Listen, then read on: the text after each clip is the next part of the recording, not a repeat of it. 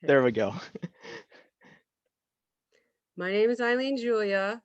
I'm the founder of Love Our Mother, which is a nature conservation and preservation nonprofit. And we are primarily education based, where I talk a lot about human consumption impacts on the resources of our planet, because obviously things are changing. Climate change is happening, weather's very unpredictable, and there is the human impact that is causing a lot of those disturbances, which I think that people need to take a greater, um, sorry, just trying to word this right. They can be more proactive in their lives to have a less of an impact on all of the resources that we use right now as consumers. Right now, as Americans, I assume you're an American, we have access to so many resources at what, a few clicks on the internet. I could order a whole house worth of stuff off Amazon and it'll be here in, you know, a couple weeks to a month. We've never had that kind of power before as a species. And I just think we have to be a lot more careful about how we're utilizing that potential of consumption. We can all be doing more things in our lives to reduce all of the resources that we're using, because this is a new issue for Yeah, humanity. definitely. I mean, used to, we were really dependent upon nature to sort of recycle our waste and produce our goods. And also people had more visibility to the entire supply chain and waste chain.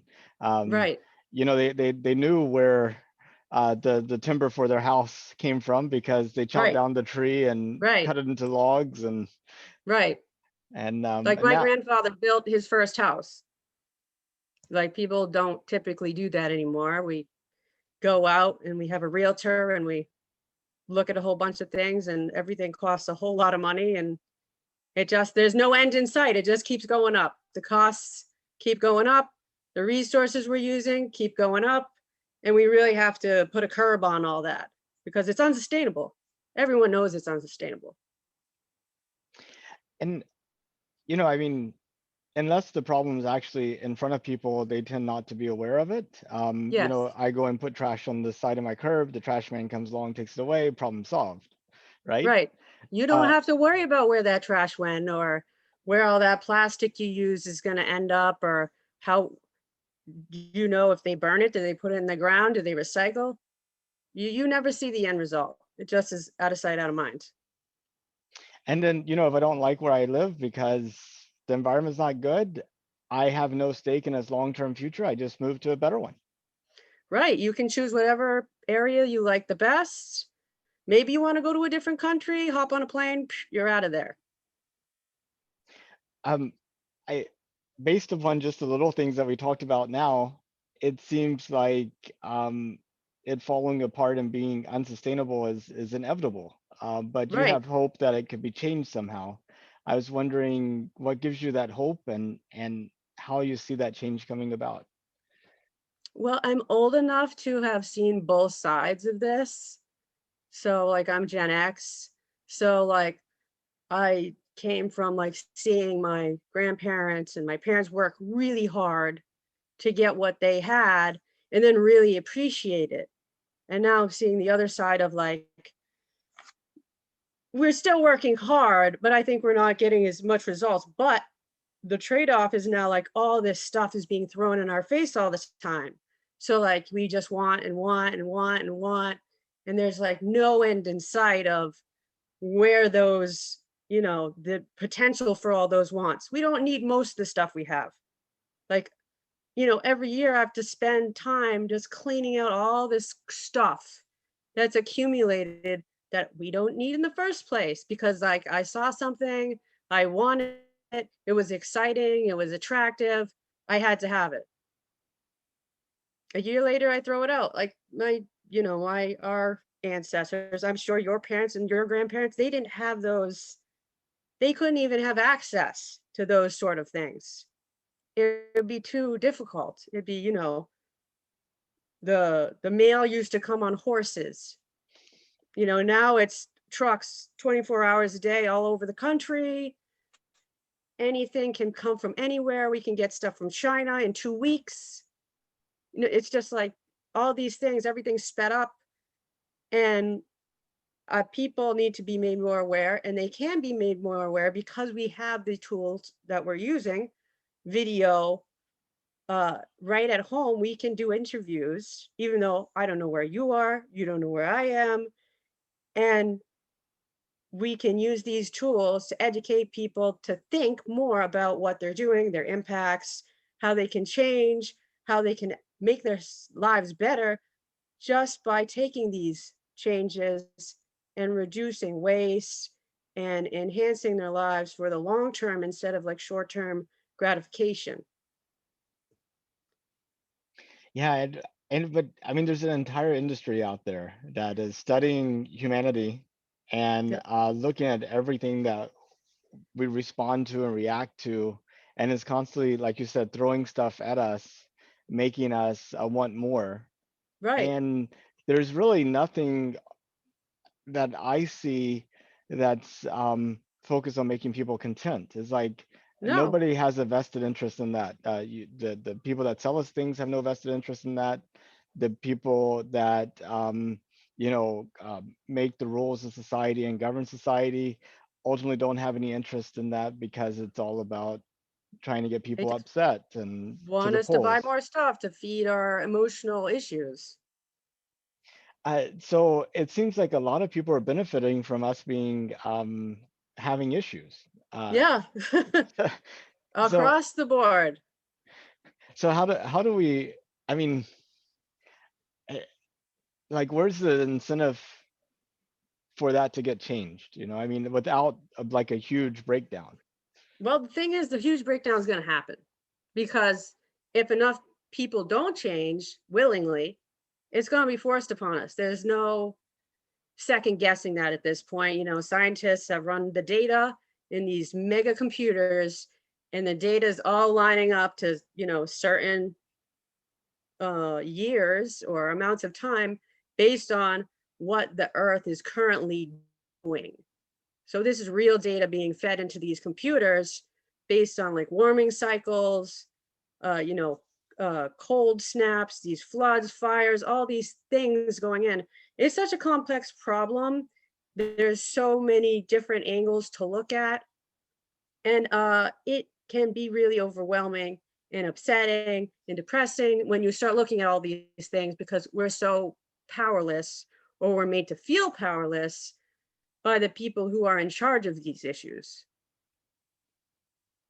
And there's almost nowhere on earth you can go without uh, being able to disconnect and to kind of isolate or insulate yourself from these forces. Right. Because now, even if you go to a remote island somewhere where it's really peaceful and you really get out of there, you still have to get there somehow. You still have to go through these huge chains of transportation and huge amounts of people and paperwork and legal steps. And then once you get there, you don't know if maybe you'll have peace a little while, but then maybe you go down the beach and it's full of plastic and you find, dead animals washed up there. You go see somebody logging things and like tearing it down. And it's just like, as people, that stuff breaks our heart, and we can't really stop it because the problem is so big. And it takes a lot of power to try to pull that back and give people better solutions and options so they don't do those things, because we're just going to run out of time. It's going to happen. And the guys with all the resources, the billionaires, whatever, they know it's going to happen. They're being prepared, and they're trying to make their exit plans once the earth is trashed. And like, to me, that's it. Just it doesn't make much sense, because that, like, even if we put people on the moon, we build a space station, we give it a ton of resources, what happens if one asteroid strikes the moon? Everything's obliterated. And then you know how many resources it would take to put that all back there? It's an incredible amount because I looked this up. Like I couldn't even believe how many resources it takes just to build one rocket on the cheap. Like there's so many steps, mining the minerals, getting all these metals. Um, I can't even begin to cover it because the quantities of the materials needed for all of these things is just unbelievable. And that's just to build one rocket. The cost of sending a man to the moon is $30 billion. That's the NASA budget. And you know how much good $30 billion could do for America and Africa? It would feed all of America plus all of Africa, that $30 billion that it would take to send people up to the moon, which who knows if they're going to make it there. Can you walk me through that? Let's Oh, say we yeah. had $30 billion. Exactly, um, how would it go about feeding people, and how long would it feed them for? I mean, like, how do you envision that working out? Just looking at the opportunity cost. Well, I know this just because I did quick Google searches. I said, how much does it cost to send someone to the moon? And NASA says it's going to cost them $30 billion to send somebody to the moon in 2024. That's their budget. And I looked up how much does it cost to feed all of America, the food insecure people living in poverty, to make sure nobody's hungry in the country. It's $25 billion. Per year. Yes. Okay. So, I mean, this is obviously something that we could have a budget for in America because they're just going to give that to NASA. No problem. On top of their already very large budget, by the way, they already have billions of dollars just set aside for them every year just to do whatever they're doing. And there's so many people here which are really in bad situations just because people are hoarding all of these resources in one of the richest country in the world. You know, and Africa needs they produce a lot of their food by themselves, but there are still so many people there that are in desperate poverty situations. And they said only $5 million can feed all of Africa, the hungry people there. So like this just this one problem of hunger is something that people could solve if they had any incentive to. But we'd rather have fun projects that are going to be exciting and we can make stories about and we can get all these interests in like, but to me, what's the end goal there? What's the end goal of going into space? How is that going to help us as a species, as a people? How is it going to help our planet? How is it going to help our future? Like, even if there was a moon colony, how many people could go there once we destroy the world? Yeah, I mean, that's definitely an important question to ask. I was wondering though, just coming back to the trade-offs, in terms of like maintaining our nuclear deterrent and nuclear arsenal, um, I mean, how do you rank that in the whole scheme of things? I really am not a fan of nuclear technology at all because there's no way to contain the toxicity of it after its usefulness is spent or there's an accident. There's no way to actually cleanly get rid of nuclear waste. You can encapsulate it in the ground and it has to remain encapsulated forever. If it ever spills or leaks, like the environmental consequences are just ongoing and the effects are unknown because we just haven't had that much experience with nuclear toxicity and long-term contamination situations. Although they're right now in Fukushima, Fukushima. Fukushima is still leaking nuclear waste, and they haven't done anything to take care of that. It's going in the oceans, and like there's no stopping it. They're not planning to stop any nuclear plants being made. Although in that location now, they say they're going to build solar panels instead of trying to do something else there. So nuclear, the whole thing with nuclear weapons and this whole power trip involved with it, do I think they're necessary? No. We have so many weapons as it is that are not nuclear, which I don't know how many times we could destroy ourselves over and over again, and we'd still have more weapons left over right now. So why are we still building weapons? Why do we need to be attacking other countries? We don't. Not helping anyone. I mean, it's complete waste. I mean, the Yeah, only purpose of is destruction, to right, go and destroy the infrastructure and people right. Go and destroy somebody's country because uh, they had a disagreement. but I mean, it seems like everybody on one hand probably agrees with that, yet we're still in the state of building weapons. It's like, how do The people don't want to build the weapons. It's the companies that own these weapon manufacturing plants, machines, whatever. They, of course, they don't want to stop. That's their whole livelihood. And it's this whole thing built into the system with lobbying. And, it's just like if people had common sense, they would say, no, why do we need this? We don't need it. Just put an end to it. If the people had the power, I'm sure they would vote to end it. But do we have that power? We don't even have an option to say, let's just take this off the table. but I mean, a lot of people point to, Russia and China and North Korea and Iran and all these other countries as being a threat to the US, that somehow having these weapons help to keep them in check.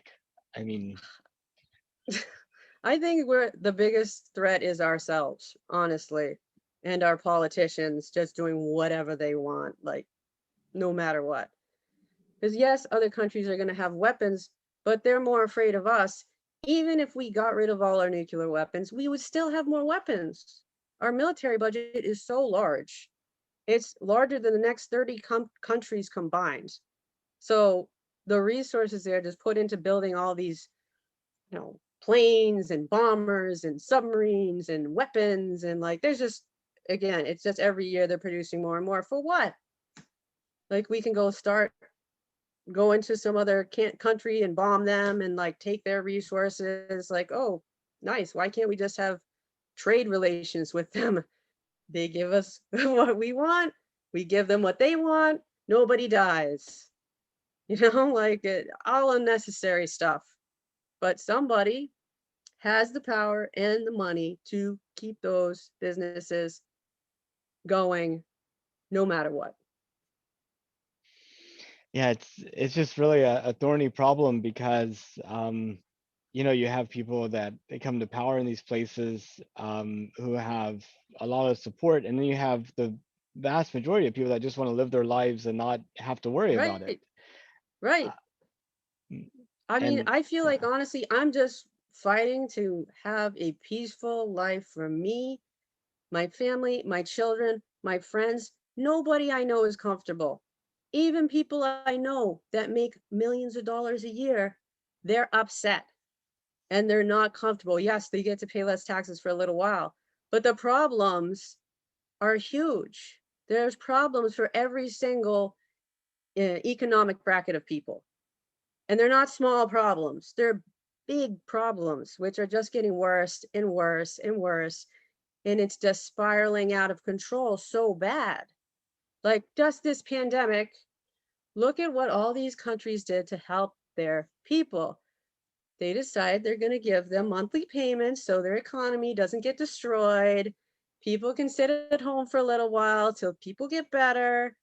They're supported. They get some free health care because it's affecting everybody. And then the problem goes away and they can get back to their normal lives. Like our politicians were like, why would we give you anything? It was like the audacity of the people asking for some of our money back that we pay them to take care of our lives while everybody's suffering. How much have we gotten now? 2,000 total, maybe the last year. And then what was it last time? Like $600 or something? I don't even remember. It was so small. Like, okay, it helps someone for a month. And then, This is going to drag on for a while. Nobody can see the end in sight for this. Yeah, it's definitely been an interesting situation. Um, so coming back to like the waste and the impact on things, and the fact that people have no visibility into sort of where their goods come from Yeah. and where their waste goes. I I feel like that part of the solution might be the ability to turn some of the things we no longer want into things that we do want, and to do it in Yes. such a way that people can see it happen in front of them. Yes. So let me tell you about some hypothetical imaginary fantasy technology, and Excellent. I love it. get your thoughts on what you think the effect it would be have on solving and addressing this problem. So imagine that instead of taking plastic and just throwing it into the garbage can, you actually had a machine that was in your house that you just take any plastic, put it into, and you can have it make other things you want. So let's say you want it to make a shower curtain, or those little things that hold the shower curtains, or a frame, or a cup, or some type of box to store stuff in. Nathan, you're giving me goosebumps because I actually have been working on this idea. Uh, how can we make it happen? That's what I want to Yeah, know. I actually have some pretty good ideas about how to make that happen. Because I So mean, we probably, me and you, we need to talk some more, I think, because I'm just blown away that you brought this up because I've already been talking to people about this particular machine, which I have a good idea how we can actually make happen with 3D printing technology. So that's something I need a lot more consideration to. And I have been thinking about this because I'm big on plastic recycling. It definitely can happen. It's just not happening because people are lazy. These companies are lazy. There's no reason we can't be recycling plastic and turning it into other plastics or other things that plastic was previously made from because it's just a chemical process. So once you get the chemistry right and a machine that can do it, it can happen. absolutely. And now instead of people throwing bottles on the side of the road, they're picking them up because they're like, Right, I because they could turn want to this take into it something I home. want. Yes, That's right, because you're going to go make some cups out of it or something. exactly. Right. And people be excited about that. I think I would be like, oh, I don't have to go bring this down to the transfer station for recycling now. I can just put this in my machine and I'm going to go through a catalog and I'm going to select what I want and it's going to work on it and then it's going to be there when it's done. Exactly. And maybe the device at first isn't in people's home. Maybe it's like at Walgreens Yeah, or yeah, Walmart or center. something. Yeah, And you get money for putting in stuff, and it right, costs you a little to get stuff out or something like that. right. Yeah. But then the shop has this incentive for this machine because that shop is going to be using those resources to print their own products, which they're going to be needing to buy anyway. Right. So just for instance, a restaurant, let's say the restaurant, uh, they are going to be recycling or throwing out all these plastic things for packaging and just packaging. Huge. All these plastic bags. It'll be so easy to take all these little plastic bags and melt it down and turn it into a kid's cup. Think about all these plastic things you have to have for kids because kids destroy everything. And they don't need to last a long time. They just need to last enough till they are no longer good. And then you could probably recycle it again, or you could, put it, bring it somewhere else where it's going to be taken care of properly. Yeah, and how often have you had a set of cups or plates or silverware and you've lost one? And Right. you're And like, right, you could just make a new one. just make a new one. You could scan a twin of what you want and it will make that what you want to make. Have you heard of a group called Precious Plastics? It's a community plastic recycling like organization. No, but I would like to. Yeah, they have a website where they go through, the different types of plastics and what it takes to like actually transform them into um, beams are, cubes, and Yeah. they have like kind of like their system set up for creating like plastic collecting centers and then actually making it into stuff. And it seems like they've done some of the preliminary work that might be useful. That's good, and I'm so hopeful for all these organizations really diving into this. I'm also really interested in these companies that are now taking plastic, which is not recyclable, and turning them into construction materials, which are basically unbreakable, like big Legos. Think of big Legos without these Mhm. knobs, and you just stack them together, and you just like seal them in a wall, and that's it. That's your wall, and it's bug proof, it's fireproof, it's good. It's better than what we're using now, which is Yeah, taking raw lumber from forests and building these houses, which is anything can break them. They're not very strong. yeah, definitely. And also the other thing is water. If you think about the way water goes throughout the system, I mean, it it rains down, gets carried away into like rivers and streams. It gets pumped out, purified, it gets piped back up to where you are. You Yeah. use it, then it goes back down and found eventually makes it out into wherever, and then it evaporates and falls again on your house. And Yeah, and unfortunately microplastics have been found everywhere in rainwater now hmm. because people are just not dealing with the plastic problem. They're just throwing it in the water or and plastic will just break down into these microparticles which we can't see, but they're there and they accumulate. So But that's another way we'd be taking plastics out of our environment because if they're valuable, they're not going to want to throw them out. In states where people have bottle redemptions, people aren't throwing those bottles out. They're going down to the market and they're putting the bottles in there to get their change. yeah, exactly. I mean, Yeah. I Even if it's think, 5 cents. yeah, not that much, but enough to make you want to Yeah. pick up the bottle. You're Right. like, 20 of them, I got $1. And also, Right. the is actually seen sort of as legitimate work for a segment of our society that may not be able to get work in another way. Sure. Yeah, absolutely. There's definitely people that don't have the resources or the education or whatever it may be, that they can't find normal employment and they do feel a sense of worth going around and cleaning up bottles and cans and bringing them to be recycled. And they are doing good work because they're cleaning up the environment. Yeah. But back to water, I was just thinking, you know, the water isn't actually consumed through like washing dishes or washing clothes or even taking showers. It just Yeah. gets dirty. If you had Yes. some way to filter it quickly, Mm-hmm. you could essentially take like, you know, a few gallons of water and just use that over and over and over again, and you would have no need for any additional water. You just need the ability to make that water clean. Well, essentially, that's what they do in a lot of places. And you probably have seen them and didn't notice that they were these water reservoirs.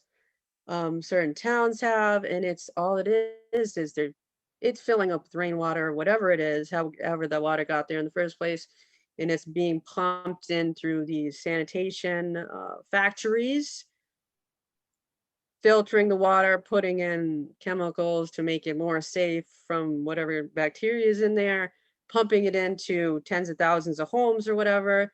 Then the system goes down, like you're talking about, and through the pipes and back up into the water reservoirs where it goes back through a cleaning process. So we do already have that in a larger scale, but in a consumer home, only people who live off the grid are going to be using water like that. And some people do right now, living off the grid. They're using water in that way. I mean, there are people that live out in New Mexico, whatever, in the desert, in these earthship homes, and they have a very finite amount of water, and they use all that water. I think they said they use it at least 3 times. They're using it to drink, to water their plants, to use in the toilets.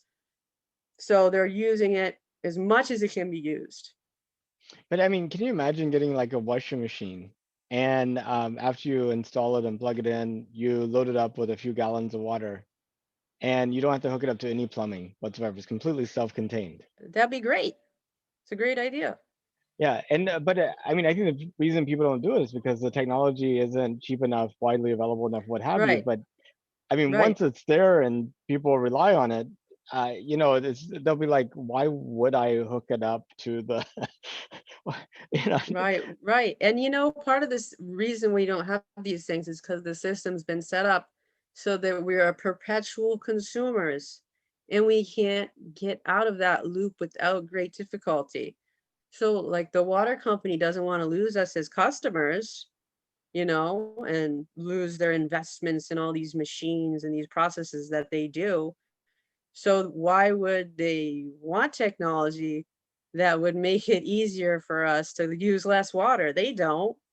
We really have to go out of our way to pursue those things in order to bring those enrichments into our lives because it's just difficult. But in other countries, and I've traveled around, they have a much different mental attitude about these things. Like, even if the government's like, this is what we want you to do, they're like, no.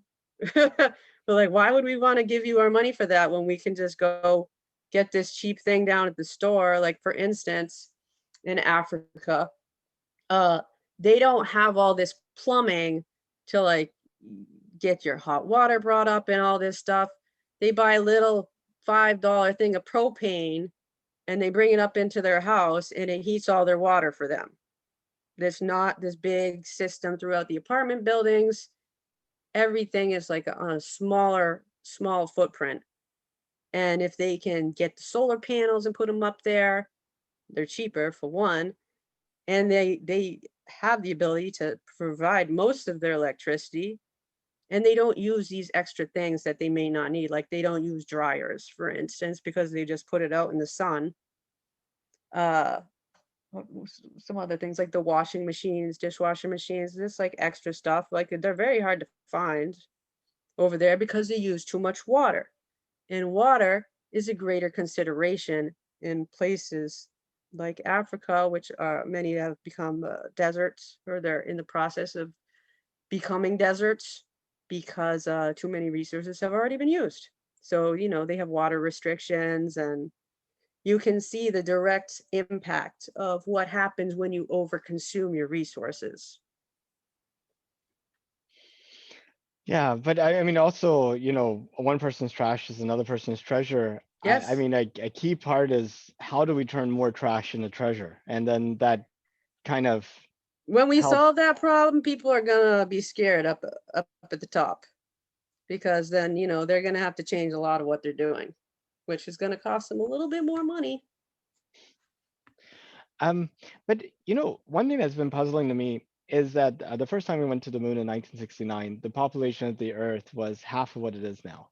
Yes. And that means that now we have double the amount of brains as we Yes. used to have. And Yeah. every brain is potentially a problem solver and can make the world a better place. Um, what do you think is keeping us from reaching our full potential in terms of getting those brains actually solving real problems like what we're talking about now? Because there are engineers out there and scientists that just give them a little bit of time, and if they were Mhm. properly motivated, they would go and solve this problem. It would be done. Um, are people like you and me researching it and figuring it out our own? Yep. We could make it done. But Yes. what's stopping us from doing it, I guess? Distraction. Distractions in our lives because of a compound of issues. So one is the media, of course, and like all this marketing they're always doing towards us to get us looking over here and looking over there and like not focusing on our actual problems in our lives. And the other thing is the way that our society's been set up towards this instant gratification, and like not really focusing on ourselves or other more serious problems until we are forced into having to do those evaluations because we're so uncomfortable.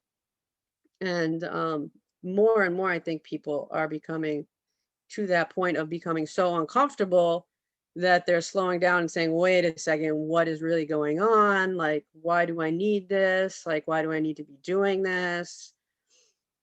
And that actually makes these bigger corporations fearful because we are not going to be jumping to consume all this stuff they're making for us. And if you are not comfortable enough that you can sit back and have time, you're not going to be able to solve any problems. If you have to work so hard just to feed your family and make your home hot, get your get basic necessities in your life, which used to be a lot easier and people were more comfortable. And I think they solved bigger problems then because they had the time to solve bigger problems. Most people now don't have time, or we're bouncing around from one thing to the other thing to the other thing, like we're living hour by hour. It's not like, you have work X amount of time and then you're done and you're hanging out with your family and you don't have to think about that anymore. Yeah, I mean, yeah, constant distractions. Telemarketers, the TV, the advertisement, the pop-ups on the when your email filled with spam. Um, Yep. you know, and also there's just so much happening in the world, and everybody you talk to knows more about it. So it's like, Yeah.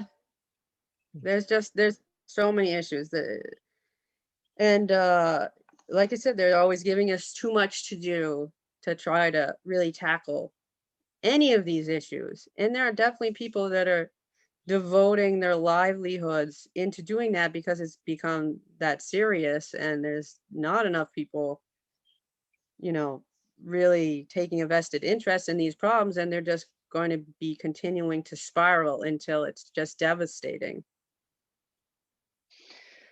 yeah, I mean, I almost feel like one kind of cycle you see with humanity is the world's a difficult place. That makes people produces people that are really sort of have a lot of grit and who are a lot of really anchored and focused on the real world around them.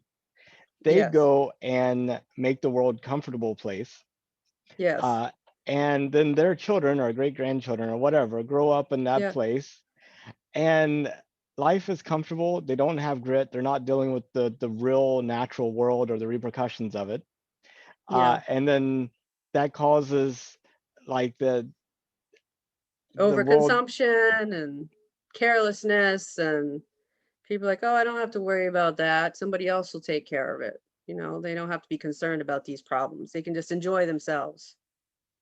And then the system breaks down, And then and the then system the breaks down. and then the Yeah. world's not a comfortable place, Yeah.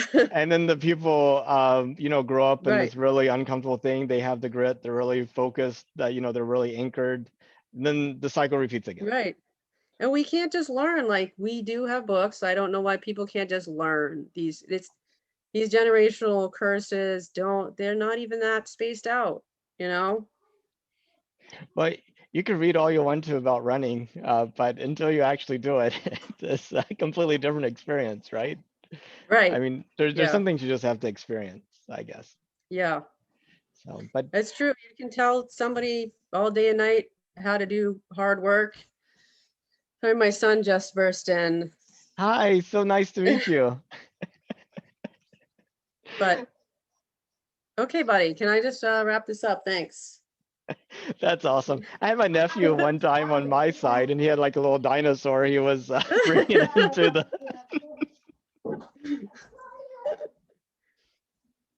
So, yeah, I mean, you can tell people all day how to do hard work, but unless you go out there and you do the hard work, you're not going to get it. Absolutely. Well, Eileen, I really appreciate your time. I really enjoyed our conversation. I hope you did too. Yes. Yes, Uh, I did. I'm so excited that you mentioned this thing about the plastic. I've been thinking about this for probably close to 2 years, like wondering how I can make this thing happen because, it's a technical problem, and like I'm like, if I put this together with this and then I just have to find out how to break down this chemistry, I need an engineer, then I could make it happen. well, So very yeah, exciting that you're thinking about these things in the same way. I think we just need to get a group of people together and get it solved. Even if it was a Right, limited solution, only this one type of plastic and these very basic type of shapes, it right, could evolve into something more. right. I think you could have multiple uses beyond plastic. Once you get that sorted out, I think you could probably do it with glass. You could probably do it with maybe aluminum, because it's all about just melting points and then like converting molecules. Glass and aluminum actually might be easier, Yeah, since there's less variety there, and whereas there's a whole wide range of plastics. Some they all melt at different temperatures. Some emit gases, and right. some are brittle, and some, yeah, all sorts of stuff.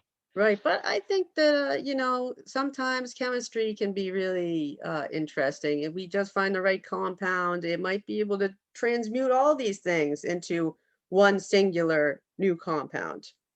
Or even some type of biological thing, a bacteria that was Right, able to process right. plastic into something. Eat it, change it into something we need. They're already discovering bacteria that can do that. And the neat thing is, bacteria are already self-replicating, so Yes, you don't have to do much. don't have Just to do feed them and much. they just go and go. Yeah. Well, thank you so much, Eileen. I hope you have a good rest of your day, and please stay in touch and Yes. figure out how we could Well, do some we'll good. email. Sounds like a plan. All right. Thank you so much, Nathan. Thanks, Eileen. Bye bye. Bye.